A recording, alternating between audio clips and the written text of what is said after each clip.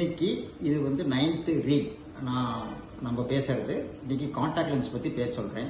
So பார்வை குறைபாடு இருந்தால் ஃபர்ஸ்ட் வந்து கிளாஸஸ் போட சொல்கிறோம். ஸோ யங்கர் ஜென்ரேஷன் வந்து கிளாஸஸ் போட்டால் ரொம்ப அசிங்கமாக இருக்குது, இந்த மார்க் ஆயிடுது, பார்க்குறதுக்கு நல்லா இல்லை, ஒரு சோஷியல் ஸ்டிக்மா இருக்குது, அதனால காண்டாக்ட் லென்ஸ் கேட்குறாங்க. ஸோ காண்டாக்ட் லென்ஸ் பற்றி ப்ரீஃபாக சொல்லணும்னா அதில் வந்து இயர்லி டிஸ்போசபிள் இருக்குது, இந்த மாதிரி மந்த்லி டிஸ்போசபிள்ஸ் இருக்குது, அதே மாதிரி இந்த மாதிரி 15 days ஒன்ஸ் டிஸ்போசபிள்ஸ் இருக்கு.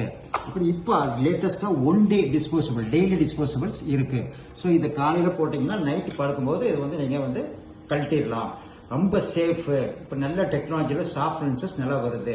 ஸோ கண்ணாடி போட வேண்டாம், மார்க் வந்து விழுவாது, நல்ல கிளியராக இருக்க விஷயம் யாருக்கும் தெரியாது.